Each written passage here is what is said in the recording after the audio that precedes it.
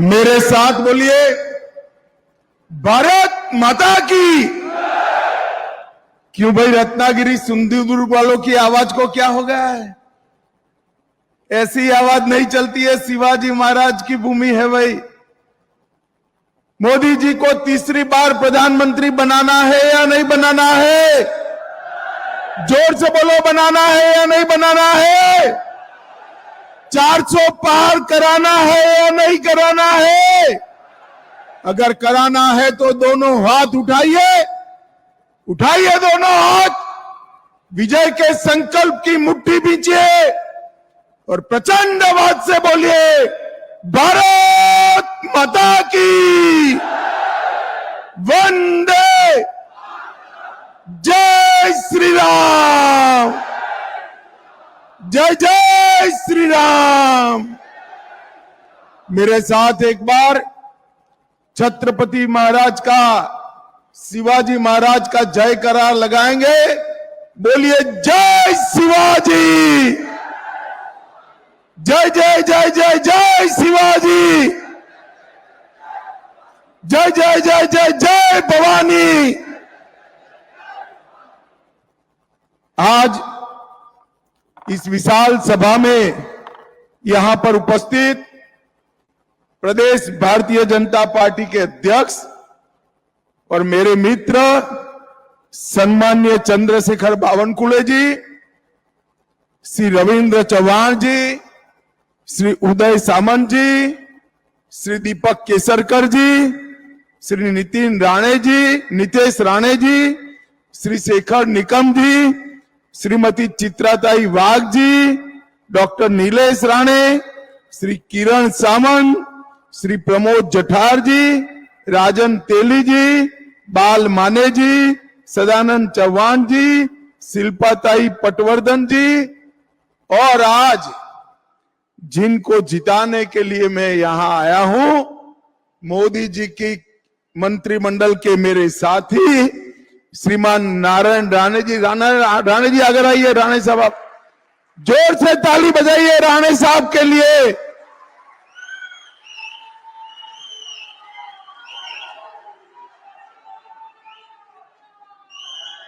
और आज इस विशाल सभा में आए हुए प्यारे भाइयों, बहनों, माताओं और मेरे जिगर के टुकड़े जैसे युवा मित्रों, आप सभी को मेरा राम राम। मित्रों, मेरा सौभाग्य है कि आज कोंकण सिंधुदुर्ग की इस भूमि पर, रत्नागिरी सिंधुदुर्ग की इस भूमि पर मैं आप लोगों के सामने खड़ा हूं। ऐतिहासिक सिंधुदुर्ग किला जो आज भी पूरी दुनिया को हिंदवी स्वराज की याद दिलाता है, वो यहीं पर स्थित है। यहीं पर से शिवाजी महाराज ने न केवल दिल्ली तक, दिल्ली से बाहर भी पूरे समंदर को हिंदुत्व की स्थापना के लिए वर्चस्व लाने का काम शिवाजी महाराज ने किया था। भाइयों बहनों, ये रत्नागिरी तिलक महाराज का भी जन्मभूमि है। लोकमान्य बाल गंगाधर तिलक जी ने शिवाजी के बाद पहली बार कहा कि स्वराज मेरा जन्मसिद्ध अधिकार है, और अंग्रेजों को ललकारने का काम तिलक महाराज। यही भूमि है जहां 2 साल वीर सावरकर ने जेल में बिताए और उसके बाद में 13 साल तक रत्नागिरी में रहकर हिंदुत्व की अलग सावरकर जी जगाते रहे। और यही भूमि है जहां 2 भारत रत्न बाहर आए हैं, श्री पीवी काणे और दोंडो केशव कर्वे जी। ये दोनों ने भारत में इस भूमि को बहुत सम्मान दिलाने का काम किया है। भाइयों बहनों, मैं आज रत्नागिरी सिंधुदुर्ग में आया हूं, तब मैं इतना कहना चाहता हूं कि आज क्या ये नकली सेना के अध्यक्ष उद्धव ठाकरे वीर सावरकर जी का नाम अपने भाषण में लेने का हिम्मत कर सकते हैं क्या? बोलिए, कर सकते हैं क्या?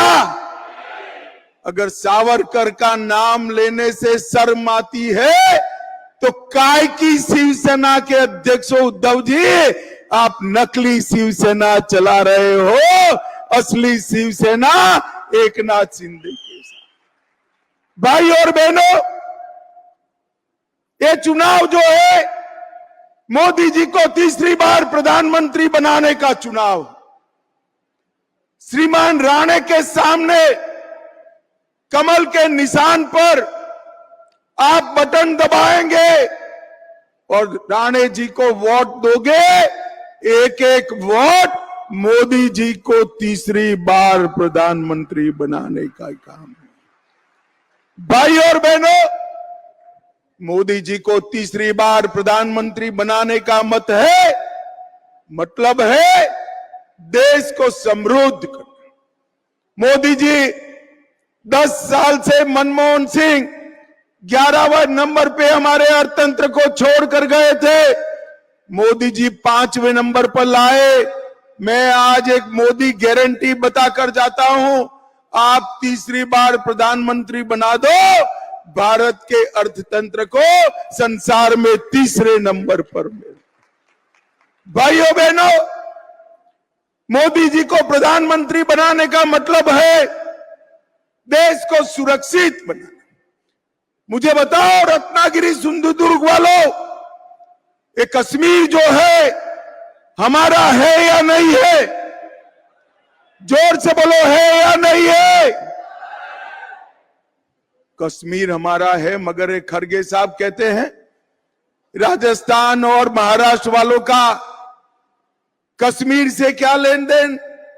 अरे खड़गे साहब, आप 80 पार की आयु पार कर गए, मगर रत्नागिरी सिंधुदुर्ग वाले को जान नहीं पाए। रत्नागिरी सिंधुदुर्ग का बच्चा बच्चा कश्मीर के लिए अपनी जान दे सकता है, जान दे सकता। भाई और बहनों, मुझे बताइए, कश्मीर से धारा 370 हटनी चाहिए थी या नहीं हटनी चाहिए थी? जोर से बोलिए, हटनी चाहिए थी या नहीं हटनी चाहिए थी?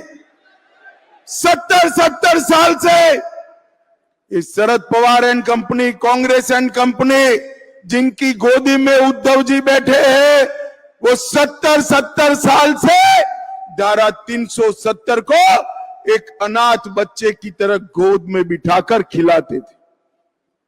आपने मोदी जी को दूसरी बार प्रधानमंत्री बनाया। 5 अगस्त 2019 को मोदी जी ने धारा 370 को समाप्त कर दिया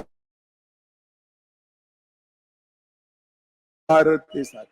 उस वक्त मैं उद्धव जी को पूछना चाहता हूं, आप जिनके साथ मुख्यमंत्री बनने के लिए जिनकी चरण में पड़े, जिनके पैर में पड़े, वो कांग्रेस पार्टी और शरद पवार क्या कर रहे थे? वो कांग्रेस पार्टी और शरद पवार धारा 370 हटाने का विरोध कर रहे। भाई और बहनों, राहुल बाबा पार्लियामेंट में खड़े हुए और उन्होंने कहा 370 मत हटाइए। मैंने कहा क्यों ना हटाए? तो उन्होंने कहा कश्मीर में खून की नदियां बह जाएगी। अरे राहुल बाबा, 5 साल हो गए, खून की नदियां छोड़ो, किसी की कंकर चलाने की हिम्मत नहीं है। कंकर चलाने, ये नरेंद्र मोदी सरकार है। कश्मीर के अंदर लाल चौक पर जाना दुष्कर था, आज लाल चौक पर कृष्ण जन्माष्टमी का जुलूस आन बान और शान के साथ निकल रहा है। भाई और बहनों, मैं आज उद्धव जी को पूछना चाहता हूं, उद्धव जी, देश की जनता के सामने, बाला साहब के अनुयायियों के सामने स्पष्ट कर दो, आपको मुख्यमंत्री पद चाहिए या धारा 370 के संरक्षक कांग्रेस और एनसीपी?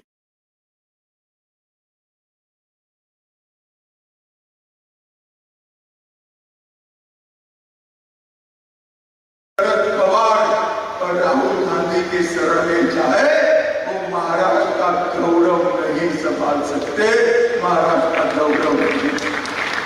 भाइयों बहनों, 10 साल तक सोनिया मनमोहन की सरकार चली इस देश में। आए दिन पाकिस्तान से आलिया मालिया जमालिया घुस जाते थे, बम धमाके करते थे, चले जाते थे। मौनी बाबा मनमोहन सिंह मौन लगाकर दिल्ली में बैठे रहे, क्योंकि उनकी वोट बैंक की उनको चिंता थी। वोट बैंक की उनकी वोट बैंक कौन है मालूम है ना आपको?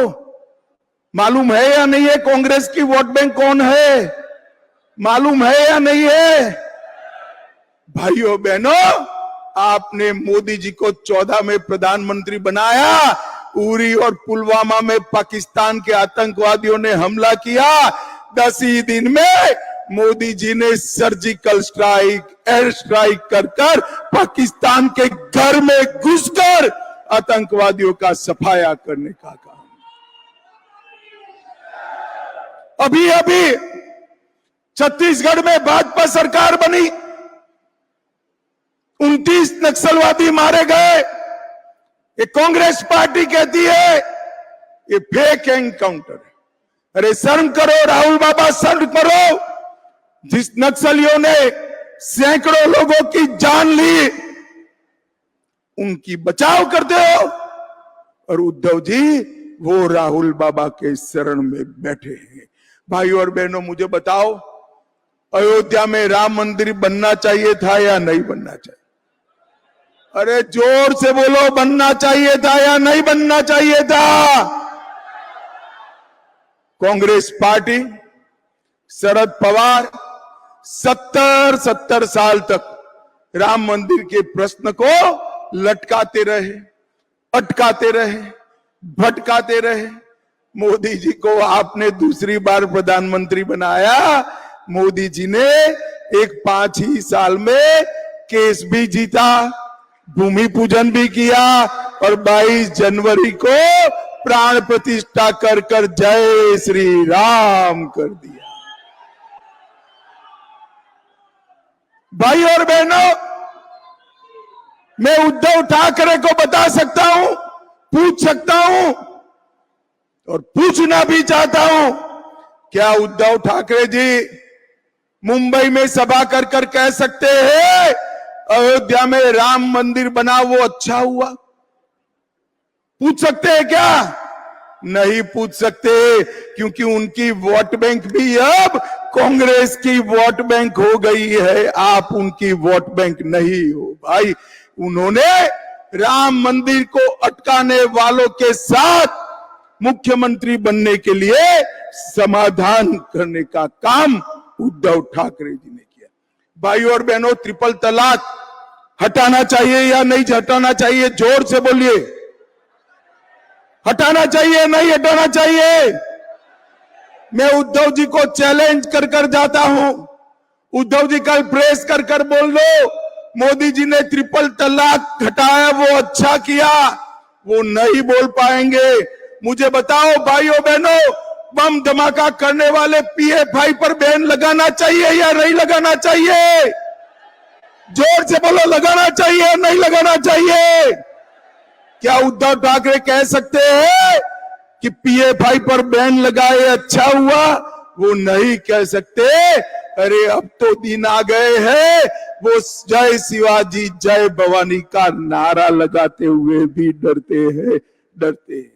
भाइयों बहनों, मोदी जी ने धारा 370 को हटाया, राम मंदिर का मार्ग प्रशस्त किया, PFI पर बैन लगाया और ट्रिपल तलाक समाप्त किया और देश में यूनिफॉर्म सिविल कोड लाकर मुस्लिम पर्सनल लॉ को समाप्त करने का काम नरेंद्र मोदी जी ने किया। अभी सिर्फ उत्तराखंड में आया है, मोदी जी ने संकल्प पत्र में घोषणा की है कि मोदी जी को तीसरी बार प्रधानमंत्री बना दो, पूरे देश भर में UCC लाने का काम और मुस्लिम पर्सनल लॉ समाप्त करने का काम नरेंद्र मोदी जी। और भाइयों बहनों, कांग्रेस पार्टी ने अपने एजेंडा में कहा है हम ट्रिपल तलाक को वापस लाएंगे, 370 को वापस लाएंगे, पर्सनल लॉ वापस लाएंगे। अब उद्धव जी, कांग्रेस पार्टी के घोषणा पत्र के साथ आप सहमत हो या नहीं हो, बताओ। आप जवाब दीजिएगा उद्धव जी, मौन मत हो जाइएगा। रत्नागिरी सिंधुदुर्ग नहीं, पूरे महाराष्ट्र की जनता आपसे जानना चाहती है कि आप ट्रिपल तलाक के समर्थक हो या हटाओगे, मुस्लिम पर्सनल लॉ के समर्थक हो या हटाना चाहते हो, 370 हटाना चाहते हो या रखना चाहते हो, आतंकवादियों को जवाब देना चाहते हो या वोट बैंक के लिए उनको बिरयानी खिलाना चाहते हो। उद्धव ठाकरे, आपको जवाब देना पड़ेगा, ऐसा नहीं चलेगा। बाला साहब की विरासत ऐसे नहीं मिलती है उद्धव जी। बाला साहब के यहां आपने जन्म लिया, विरासत तो नारायण राणे, एकनाथ शिंदे और राज ठाकरे के पास रह गई, आप कब की पीछे छोड़कर चले गए। भाई और बहनों, ये महाराष्ट्र का चुनाव असली शिवसेना कौन है वो तय करने वाला चुनाव है। भाइयों बहनों, एक प्रकार से ये इंडी अलायंस जो है, एक प्रकार से औरंगजेब फैन क्लब बन गई। अब सिंधुदुर्ग रत्नागिरी वालों को तय करना है कि मोदी जी के साथ जाना है या औरंगजेब फैन क्लब के साथ जाना है। भाइयों बहनों, हम जब नाम बदलते हैं औरंगाबाद का, तब भी ये विरोध करते हैं। और उद्धव जी, मैं बताना चाहता हूं, ये नाम संभाजी महाराज के नाम से आपके स्वर्गीय पूज्य पिताजी श्रद्धेय बाला साहब ठाकरे जी ने रखा था, जिनको भाजपा शिवसेना सरकार ने जमीन पर उतारा। भाइयों बहनों, मोदी जी ने ये 10 साल के अंदर गरीबों के कल्याण के लिए ढेर सारे काम किए। मोदी जी ने 60 करोड़ से ज्यादा गरीबों को प्रति व्यक्ति प्रति माह 5 किलो अनाज फ्री ऑफ कॉस्ट देने का काम किया। मोदी जी ने 14 करोड़ शौचालय गरीब माताओं के घर में बनाए। मोदी जी ने 11 करोड़ गरीब माताओं को गैस का सिलेंडर दिया, 3 करोड़ गरीबों को घर दिया और इसके साथ साथ 60 करोड़ लोगों को 5 लाख तक का पूरा स्वास्थ्य का खर्चा मुफ्त में देने का काम नरेंद्र मोदी जी ने किया। और मुझे बताओ सिंधुदुर्ग रत्नागिरी वालों, कोरोना के दोनों टीका आपको लगे हैं या नहीं लगे हैं? हाथ ऊपर कर बताओ, लगे हैं या नहीं लगे हैं? किसी को 25 पैसा भी देना पड़ा है क्या?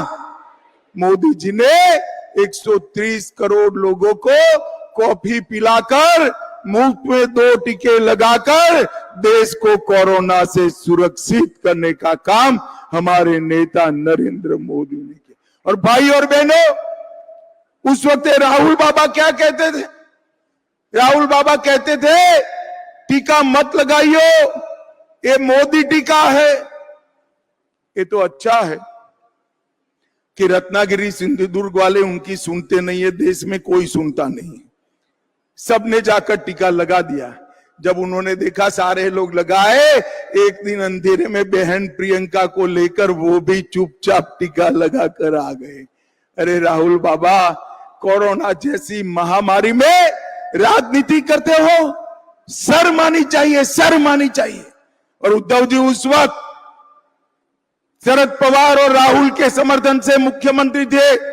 कोरोना की खिचड़ी खाने का पाप उद्धव ठाकरे के साथियों ने किया है। मित्रों, कोरोना की खिचड़ी में गबन करने का, भ्रष्टाचार करने का काम इन्होंने किया है। मोदी जी ने कोंकण रेलवे का पूरा इलेक्ट्रिफिकेशन करने का काम किया। सिंधुदुर्ग जिले में हवाई उड़ान शुरू हो चुकी है। वंदे भारत ट्रेन कोंकण के लोगों को मिल चुकी है। 12 स्टेशन नए बनाने की शुरुआत हो चुकी है। एनडीए की सरकार ने काजू बोर्ड बनाकर काजू के खेती करने वाले किसानों के लिए एक बहुत बड़ा फैसला लिया है। और आपके जो आम है ना रत्नागिरी वालों, आपके आम के लिए भी अलग से आम का बोर्ड बनाने का काम भी बहुत जल्दी पूरा होने वाला है। 12,000 से ज्यादा घर सिर्फ रत्नागिरी में बनाए, 11 लाख किसानों को किसान सम्मान निधि दिया, सिंधुदुर्ग में 3 लाख परिवारों को आयुष्मान भारत का फायदा मिला, 84,000 घरों में नल से जल पहुंचा और उज्ज्वला योजना में 1,51,000 माताओं को गैस का सिलेंडर देने का काम नरेंद्र मोदी सरकार ने किया। और मित्रों, मैं मत्स्य पालन करने वाले भाइयों को भी कहना चाहता हूं, 121 करोड़ का प्रोजेक्ट रत्नागिरी डिस्ट्रिक्ट में फिशरीज हार्बर बनाकर अपने मछुआरा भाइयों के लिए बहुत बड़ा काम नरेंद्र मोदी सरकार ने, और 146 करोड़ की प्रोजेक्ट कॉस्ट के साथ सकरी नेट रत्नागिरी डिस्ट्रिक्ट में भी फिशरी हार्बर बन रहा है। भाइयों बहनों, फिश लैंडिंग सेंटर के लिए 51 करोड़ का प्रोजेक्ट 6 स्थानों पर नरेंद्र मोदी जी ने लाया। मैं आज राणे साहब के लिए एक बात बताना चाहता हूं। राणे साहब के मंत्रालय में, उनके नेतृत्व में, मोदी जी के मार्गदर्शन में विश्वकर्मा भाइयों के लिए 13,000 करोड़ का नरेंद्र मोदी जी ने चालू। मैं मेरे मत क्षेत्र की बात करता हूं, सुथार हो, लुहार हो, मछुआरा हो, सुनार हो, जूते बनाने वाला मोची हो, इस प्रकार के 20 काम करने वाली छोटी छोटी जातियों को ट्रेनिंग भी दिया, साधन भी दिए और 13,000 करोड़ का लोन विदाउट गारंटी दिया। विदाउट गारंटी नहीं दिया, उसका एक बड़ा आदमी गारंटर है। ये 13,000 करोड़ की लोन का गारंटर अपना प्रधानमंत्री नरेंद्र मोदी है। नरेंद्र मोदी, उसको कोई गारंटी नहीं लानी है, घर नहीं लिख कर देना है, एफडी नहीं गिरो करनी है। मोदी जी की आबरू पर उसको 13,000 करोड़ का लोन। ये सारे गरीब विश्वकर्मा भाइयों, 20 जातियों के लोगों को लोन मिलेगा। एक पूरा काम का आयोजन हमारे नारायण राणे साहब ने किया है। जोर से ताली बजाओ नारायण राणे के लिए। भाई और बहनों, अब समय आ गया है देश को विकसित बनाने का। हमारा देश कब तक पीछे चलता रहेगा? आप मुझे बताओ, रत्नागिरी सिंधुदुर्ग वालों, ये देश दुनिया में 1 नंबर पर होना चाहिए या नहीं होना चाहिए? जोर से बोलो, होना चाहिए या नहीं होना चाहिए? क्या शरद पवार कर सकते हैं? जोर से बोलना, कर सकते हैं? ममता बनर्जी कर सकती है? उद्धव ठाकरे कर सकते हैं? स्टालिन कर सकते हैं? अरे राहुल बाबा कर सकते हैं क्या? अरे हंस क्यों पड़ते हो यार, वो भी एक नेता है। भाइयों, मैंने तो कई बार सोचता हूं, इसमें से प्रधानमंत्री का प्रत्याशी कौन है? भगवान न करे, ऐसा होने वाला नहीं है, मगर इनके हाथ में अगर अधिकार आ गया तो प्रधानमंत्री कौन बनेगा? अभी अभी उनके एक बड़े नेता जो जॉकर टाइप के हैं, उनको पूछा कि कौन बनेगा, तो उसने कहा बारी बारी सभी लोग 1-1 साल बन जाएंगे। मजाक रखा है क्या? इस तरह से देश नहीं चलते। इस देश ने अस्थिर सरकारों का दर्द भोगा है। मुझे बताइए भाइयों बहनों, ये बारी बारी प्रधानमंत्री बनाने वाली इंडी अलायंस आई और कोरोना जैसी महामारी हुई तो कौन देश संभालेगा? भारत के मतदाताओं को मालूम होना चाहिए कि पूर्ण बहुमत की सरकार चाहिए, एक मजबूत नेतृत्व चाहिए। 23 साल से शासन करने के बाद भी जिस पर 25 पैसे का आरोप नहीं है, ऐसा प्रामाणिक नरेंद्र मोदी चाहिए। 23 साल तक सीएम और प्रधानमंत्री रहने के बाद भी 23 साल प्रधानमंत्री रहने के बाद भी एक दिन छुट्टी न ले, ऐसा प्रधानमंत्री नरेंद्र मोदी चाहिए भाइयों। ये 12 लाख करोड़ के घपले घोटाले भ्रष्टाचार करने वाला इंडी अलायंस देश को नहीं संभाल सकता। थोड़ी गर्मी बढ़ते ही थाईलैंड में छुट्टी मनाने जाने वाले राहुल गांधी देश को नहीं संभाल सकते। मित्रों, मैं आज आपको विश्वास के साथ कहने आया हूं, इस देश को नंबर 1 पर कोई ले जा सकते हैं तो मेरे और आपके नेता नरेंद्र मोदी ले जा सकते। भाइयों बहनों, महाराष्ट्र के विकास के लिए मोदी जी समर्पित। मैं आज शरद राव जी को पूछना चाहता, शरद पवार साहब बताइए, आप 10 साल यूपीए में रसूखदार मंत्री थे, 10 साल में यूपीए ने महाराष्ट्र के लिए क्या किया? मेरा गला बैठ गया। मैं विदर्भ में भी पूछ कर आया, पुणे में भी पूछ कर आया, जवाब नहीं देते। मगर मैं तो बनिया हूं भाई, पाई पाई का हिसाब लेकर आया हूं। देना चाहिए नहीं देना चाहिए हिसाब? भाई जरा जोर से बोलो, देना चाहिए नहीं देना चाहिए? इन लोगों ने 10 साल में सिर्फ महाराष्ट्र को 1,91,000 करोड़ दिया। कितना दिया था? 1,91,000 करोड़। मोदी जी ने ये 10 साल में 10,80,000 करोड़ रुपया देने का काम। ढेर सारे इंफ्रास्ट्रक्चर के प्रोजेक्ट मोदी जी ने महाराष्ट्र में दिए हैं। और मैं आपको बताना चाहता हूं, हमारे देवेंद्र फडणवीस ने इन्वेस्टमेंट में भारत में महाराष्ट्र को नंबर 1 बनाने का काम किया है। नंबर 1 बना। माताओं, भाइयों, बहनों, ये लोग देश का विकास नहीं कर सकते, महाराष्ट्र का विकास नहीं कर सकते, देश को सुरक्षित नहीं रख सकते, देश को एक नहीं रख सकते, देश की समस्याओं का समाधान नहीं कर सकते, हिंदुओं के सम्मान के लिए ये कुछ नहीं कर सकते।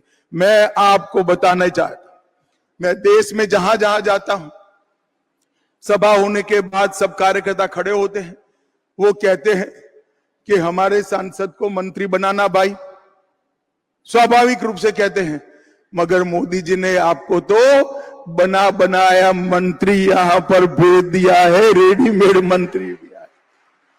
राणे साहब ने उद्धव जी की दादागिरी के सामने बड़ा संघर्ष किया है। मित्रों, संघर्ष किया है। और राणे साहब अब भारतीय जनता पार्टी में है। रत्नागिरी को बहुत बड़ा चेहरा भारतीय जनता पार्टी ने दिया है। मेरा आप सबसे करबद्ध निवेदन है, राणे साहब को उनके राजनीतिक कद के हिसाब से प्रचंड बहुमत से जिताने का काम करिए और मोदी जी के हाथ मजबूत करिए। मुझे बताओ भाइयों बहनों, कमल के निशान पर बटन दबाएंगे क्या? अरे जोर से बोलो, ऐसे क्या बोलते हो? बड़ी दूर से आया हूं मैं। बटन दबाएंगे कमल के निशान पर, नारायण राणे जी को जिताएंगे, 400 पार करेंगे, मोदी जी को तीसरी बार प्रधानमंत्री बनाएंगे। तो मेरे साथ दोनों हाथ उठाइए, उठाइए दोनों हाथ, विजय के संकल्प की मुट्ठी भींच कर बोलिए, जय श्री राम, जय जय श्री राम, वंदे वंदे। आप सभी का बहुत बहुत धन्यवाद, प्रणाम, नमस्कार।